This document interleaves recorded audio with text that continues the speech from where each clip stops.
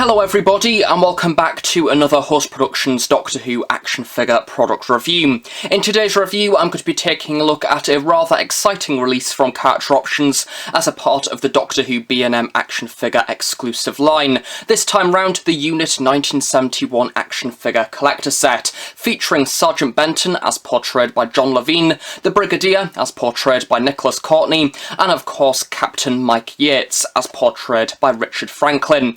This is as a part of the B&M exclusive collector series that is going to be available to be purchased from B&M Stores throughout the UK in mid-July 2020. The recommended retail is £19.99, which I do believe is the same for all of the sets as a part of this series, and rather excitingly, if you are a Doctor Who fan who lives outside of the United Kingdom, there is also stock of this product that is going to be available from the Doctor Who BBC America store, as well as Amazon, and I do believe at the current time of filming there will also be stock available from Icon Collectibles in Australia. The 2020 lineup of Doctor Who action figures is arguably one of the most exciting to date, as we have some brand new characters that have never been seen before within the classic series action figure line, including of course in particular for this set, brand new sculpts for Mike Yates and Sergeant Benton. Style guide is exactly the same to some of the previous releases as a part of this series, featuring a white background behind the plastic window, giving a very clear look at the action figures on the inside of the box. At the bottom we have the title of the product being Unit 1971, and the figures are from the third Doctor story, The Claws of Axos. And of course at the opposite side it also states that this is a Character Options product, as well as being a part of the 5.5/14cm scale collector series. Get the stacked variation of the new series Doctor Who logo and the lovely TARDIS graphic. The sides of the box repeat exactly the same information, and on the very back, as per usual, we get the Doctor Who logo, the title of the set, and further images of the product on the inside of the box. So here we have the Unit 1971 set out of the box. Now whilst prepping for this review, I was thinking back to the early days of the classic series Doctor Who line, and when the line in fact ended around 2015-2016, and we honestly thought that we would see no more classic series Doctor Who action figures, and even when the B&M line started up, we were only really expecting variants and reprints of figures that we've already seen a number of different times before. And flash forward a few years later to 2020, here we have this absolutely brilliant set featuring two characters that we haven't seen before. So it is brilliant to see that more money and budget is being put into this line of Doctor Who action figures, and if you are a fan of the third Doctor era in particular, this is a set that is definitely for you. So this set, of course, much like the vast majority of B&M collector sets, is essentially a compromise. All three of these figures use the base figure of the Brigadier. However, the thing that has made these products possible is the inclusion of a PVC plastic uniform piece that has been added over the top of the Brigadier's torso, which is this new section here, which has been used on both Sergeant Benton and Captain Mike Yates. This gives the impression of essentially a whole new figure, and of course especially when a brand new head sculpt has been put on top, we have two brand new characters to add to the collection. So yes, this series isn't perfect. Yes, these products aren't 100% screen accurate. However, in the current time being, they will certainly do, and they make for absolutely brilliant additions to the collection, and it is great to see this time round we have a varied amount of sharp paint application. So starting off by taking a look at the main man himself, it is of course the late Nicholas Courtney as Brigadier Lethbridge Stewart. Now we have seen this figure on a number of different occasions before. Of course, as a part of the classic series line, we have had a number of different Brigadier variants. This product does use exactly the same sculpt that was seen on the Forbidden Planet exclusive Claws of Axos set from 2014, and then of course the torso of this figure was later used as a part of the Damon set later that year. So starting off with a comparison to that original version of the Brigadier, of course this is the Brigadier in his more casual outfit with a woolen jumper, and we do have a few upgraded paint apps that have taken place. To start with, the beret, the shoulder pads and the belt have now been painted a slightly lighter green, and the woolen jumper itself has now received a wash over the top. The trousers have also received a slightly lighter paint application along with a wash applied to the top of this. The gloves are now brown as as opposed to black, and the shoes are now a glossy black as opposed to the darker brown seen on the original release. So taking a closer look at that costume, I really love the wash that has been applied over the top of the woolen jumper. Of course, we have a lighter army green base colour along with a darker green wash added over the top of this, really bringing out the texture of the woolen design. In the very middle, we also have the inclusion of the belt, which has been painted a lighter green with the inclusion of a bronze buckle in the very middle. And of course, no Brigadier figure will be complete without the gun holster. This has been painted the same colour as the belt and does feature a small amount of detailing, including the top of the holster itself and of course a button around the side. However, this has no paint application, much like the original Forbidden Planet release. Flipping around to the back of the figure, there is a further amount of that same detailing, including the texture design, as well as the belt running around to the back with even further detailing of two smaller buckles, and of course this line running up the middle, which will become important on the other figures of the set, as this is where they have applied that additional PVC piece over the top to give the impression of a new piece of uniform. Moving up to the top of the costume now, we do have the shirt that is peeking out below the woolen jumper. This has been given a slightly yellowed paint tap compared to the original 2014 release. And moving towards the side where we have the inclusion of the shoulder pads, I am very impressed to see the inclusion of the little crown emblem that has been included. This is something of which that on the previous B&M sets I would have normally expected just to be painted over with a little bronze dot or something like that. However, this time round they've actually kept to the same detailing of the original Forbidden Planet exclusive release, featuring the red dot in the very middle and the design of the crown logo around the very side, something of which I'm really happy to see retained on this product. And as I mentioned earlier on in the review, the 2020 version of the Brigadier does now sport a pair of burgundy gloves, which are of course different to the original version being black, and do retain the same detailing, including a few stitching lines running around the sides and a few creases. To be completely honest with you, I don't know if this change in paint application is accurate to what is seen in the story, because funnily enough, in my spare time I do not study the different colours of the Brigadier's gloves between Third Doctor serials. I know it's something that I probably should be doing with my time, given that it sounds like a very interesting subject indeed. However, I've got no idea. But for those of you that have the original figure, I suppose it's a nice subtle variant that makes again a worthy purchase, I suppose, if you want a Brigadier in your collection that just so happens to be wearing burgundy gloves.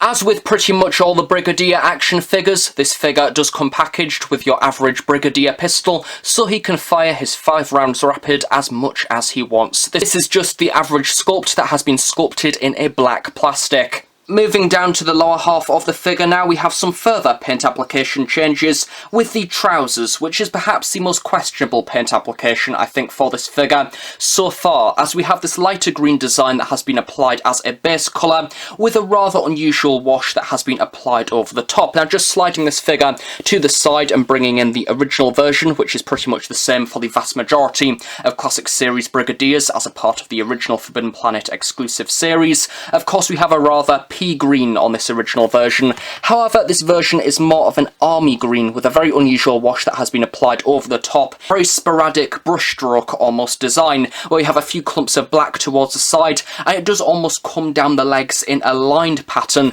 as opposed to it just being coated all over, as we've seen with some of the other Doctor Who figures in the past. It's a little bit unusual. It's not too bad. It doesn't really detract overall from the view of the figure, I suppose. However, I imagine it's one of those paint applications that you will either like it or hate it.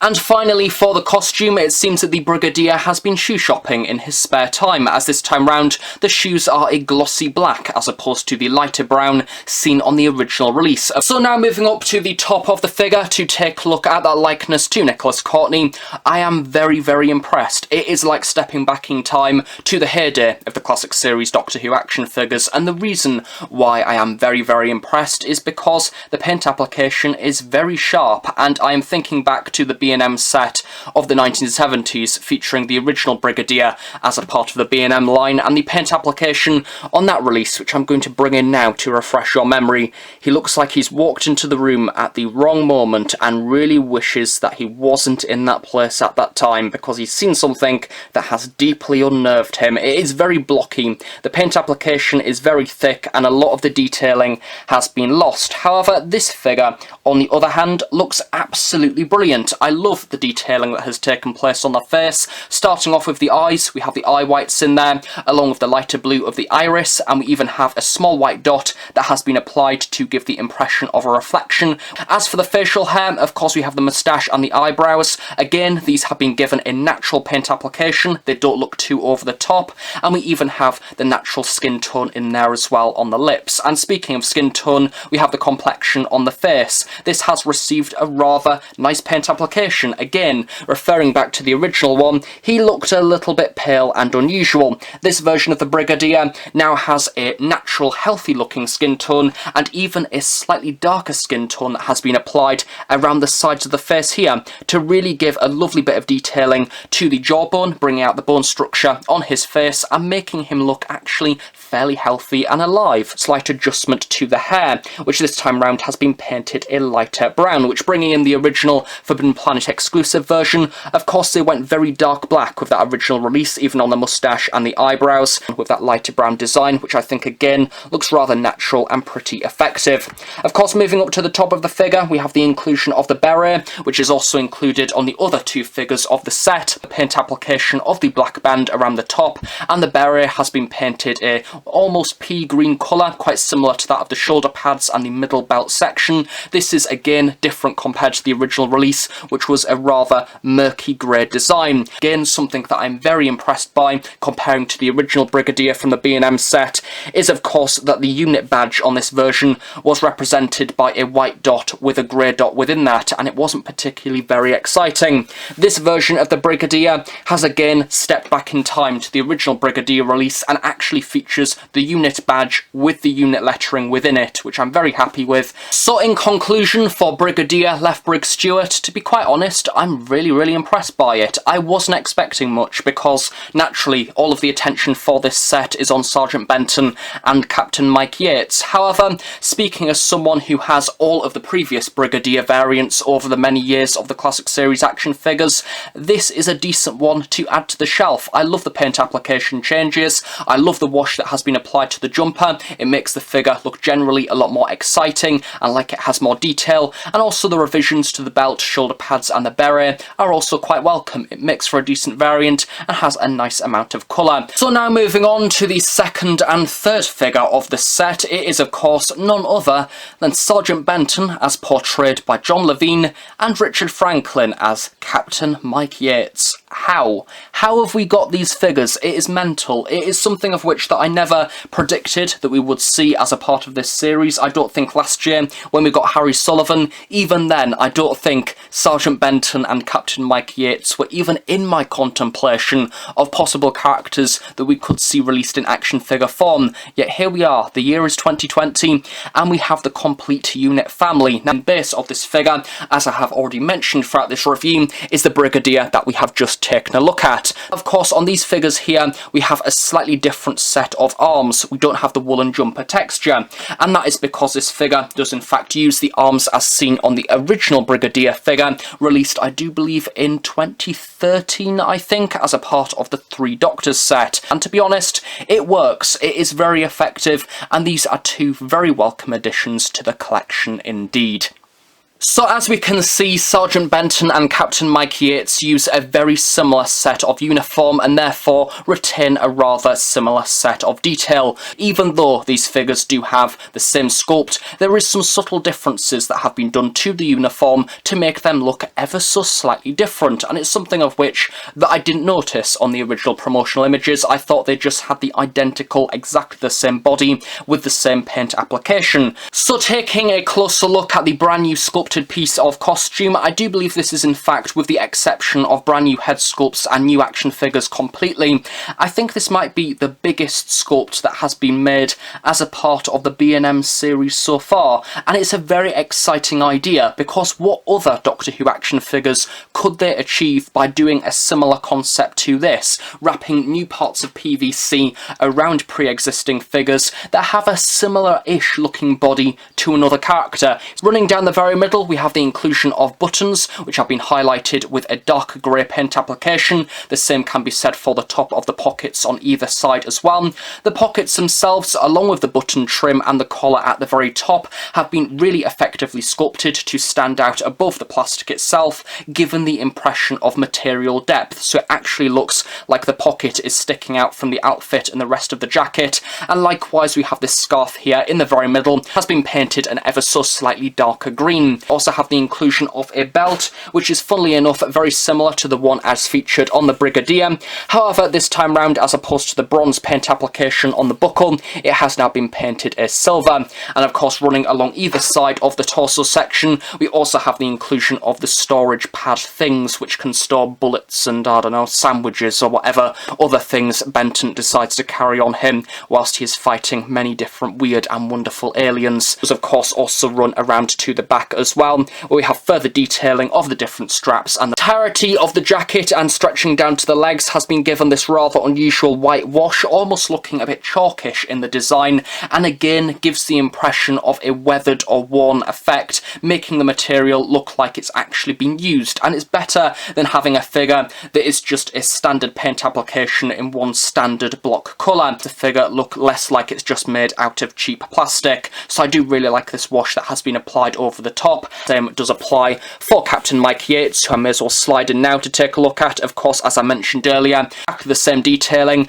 I do believe that the neck scarf in the very middle might be ever so slightly lighter, and of course the storage packs in the very middle are also a lighter green. Much like the Brigadier, both Sergeant Benton and Captain Mike Yates both include some gloves which have again been painted a burgundy-ish colour. Of course, both Sergeant Benton and Captain Mike Yates retain the legs from the initial Brigadier figure, and therefore retain exactly the same detail, with a few impressions of creased and wrinkled material running around the sides, and of course the shoes there sculpted at the very bottom to feature your shoe panels, and of course the laces running down the middle. Even though both of these figures do use exactly the same sculpt for the uniform, some further paint application changes have been made between the two different action figures to differentiate between the different unit ranks that they are, Benton of course being a sergeant and Yates of course being a captain. Both of the figures on the top of the arm do in fact feature the unit logo, which has been clearly printed. However, due to Sergeant Benton being a sergeant, we do have the additional inclusion of some white lines printed, which is also the same for the opposite side of the arm as well, where we have those lines once again repeated, however with no unit badge this time round. And a rather similar paint application change to differentiate between the two figures is seen on the shoulder pad sections. As we can see on Sergeant Benton here, the shoulder pads have been left blank. However, on Captain Mike Yates, we do have the slight impression there of 3 silver dots that have been painted on to represent the fact that he is the rank of captain. Before we move on to the likeness to John Levine and Richard Franklin, an additional little compliment that I would like to mention, and something of which there is a perfect attention to detail, is that of course all 3 of these are wearing berets. However, it will be very, very easy of them to essentially copy and paste the sculpt and just use exactly the same beret. However, if you look closely, all of the berets are in fact an ever so slight different sculpt. So I really love this little subtle change, as it's something of which that is very easy to do, considering that all 3 of them are different heads at the end of the day. However, as I say, they could have very easily kept them the same, but I'm glad that they haven't. So taking a closer look at that likeness to John Levine, it's absolutely brilliant. If you are a fan of the 3rd Doctor era and classic series Doctor Who, you can without a doubt tell who this is meant to be. Talking about the skin complexion, we have lots of different shades. Overall, it looks very natural. However, we have a darker skin tone that has been applied on the midpoint of the face to really bring out the bone structure, such as the jawline and everything else. We also have the paint application of the eyebrows in there as well, which have kind of been scrumpled up a little bit to give the average Benton confused look, no doubt once again when he's came across an Axon or a Dalek for the billionth time. We also have some brilliant and sharp paint application around the eyes, very similar to that of the Brigadier, including the eye whites and of course the blue of the eyes in there as well. Flipping around to the side, we have the further sculpting detailing, of course, of the ears, and of course the hair has been painted your standard brown, very similar to that of the Brigadier, with a few different curls and things in there, strands representing the different areas of hair. a lovely sculpt. I really do like it. I think, admittedly, the unpainted sculpt looked absolutely flawless, and I think that, yes, some of the detailing has been washed out, sadly, especially around the eyes. I felt like on the initial sculpt there was a few wrinkles here and there. However, those aren't present on this figure because of the paint that has been used, but it still looks decent, and I think it definitely looks like the character. Now moving on to Captain Mike Yates, I think that again the same compliments apply. An absolutely brilliant sculpt. I think that they've got the likeness to Richard Franklin spot on. We have those lovely details such as his pointy nose there in the very middle. This time round the paint application on the eyes has been ever so slightly changed, where we have the brown iris in the middle as opposed to the lighter blue. And another attention to detail which is also present on the Sergeant Benton is we have the inclusion of that black line at the top of the eye, which makes the eyes stand out even more so. Arguably on some figures it does make them look a little bit comical and almost like a cartoon. I think that perhaps in the case of Captain Yates that may be ever so slightly the case. The figure looks a little bit less natural compared to that of Sergeant Benton, which seemed to look a little bit more like he had some character and was worried about something. However, I still think that this figure is decent. I think, as I say, it definitely has a brilliant likeness to that of Richard Franklin of hair, which has been painted in ever so slightly lighter colour from what I can tell with Sergeant Benton there. Again, the same creases and wrinkles around the sides of the face. But I like to personally think about these new head sculpts as a part of the B&M series, and the same applies for the Yasmin Khan head sculpt, the Ryan Sinclair, the Lala Ward, Mary Tam and Elizabeth Sladen, is that because they are only sculpting a head, there is a lot of attention that is being put into sculpting that head correctly, because the likenesses on all of the current B&M sets seems to be incredibly sharp. Look forward to, fingers crossed, hopefully seeing more in the future,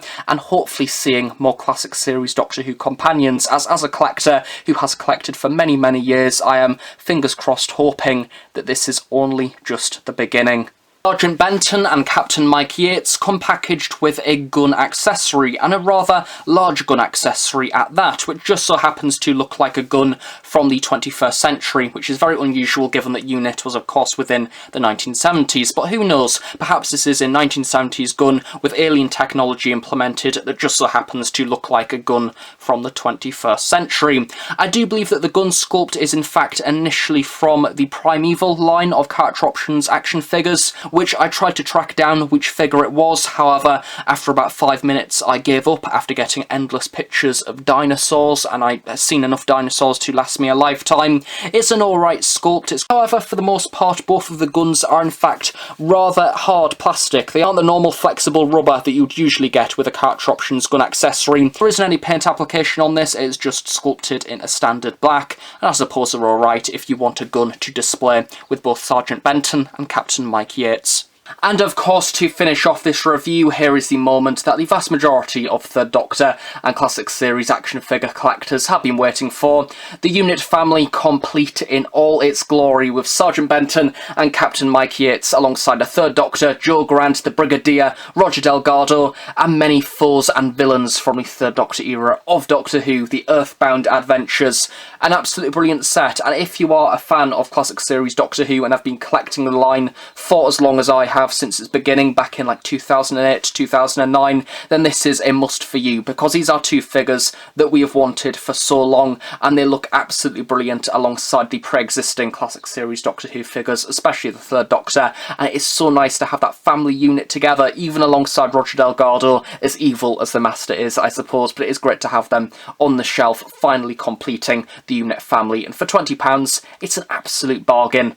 And as an additional side note, if you were lucky enough to pick up the Third Doctor and TARDIS from the Monster of Peladon that was released in early 2020 in B&M Stores throughout the UK, that will also make a perfect accompaniment to display alongside the UNIT 1971 collector set. So that, of course, is that, my review of the UNIT 1971 collector set from the Third Doctor story, The Claws of Axos, featuring Brigadier Lethbrig Stewart, Sergeant Benton and Captain Mike Yates. I hope you have enjoyed it. This product is of course going to be available from B&M Stores throughout the UK as of mid-July 2020 at the recommended retail price of £19.99. Now, I'd just like to make clear, as it does sometimes occur on this channel, channel, and as with some of the previous B&M exclusive collector sets released last year, I do sometimes receive review samples, and this is one of those review samples. This year, however, I have only been sent this set, meaning for the meantime I will only be reviewing the 1971 collector set, and hopefully once the other sets are available publicly from B&M Stores, I'll be able to continue these reviews, taking a look at some of the most recent releases. Of course, there are a number of other YouTube videos currently out there from other Doctor Who YouTubers covering some of the other Doctor Who collector sets available. However, as of this channel, hopefully I will be continuing this series in a month or so's time. So thank you very much for watching this review. I hope you have enjoyed it. If you are a viewer who lives outside of the UK, as I mentioned at the very start of this review, hopefully stock of this set as well as some of the others will be available from the United States as well as Australia at some point in the near future. And do of course stay tuned on the Host Productions for brand new Doctor Who content each and every week. I'm aware that some videos have been slow recently due to current circumstances behind the scenes. However, of course, hopefully at some point in the future I will get back into the full swing of things, taking a look at lots of different stuff from Big Finish, Doctor Who book reviews, Doctor Who episode reviews, product reviews, and much more. I would appreciate your support on the channel as always, so if you are a new viewer who hasn't subscribed as of yet, do subscribe please, because I upload videos all the time, and let's face it, as I say, I cover a lot of stuff, and no doubt there may be something that I'll cover in the future that you'll quite like to buy. So thank you very much for watching, have a nice day, I shall see you all next time. Bye for now.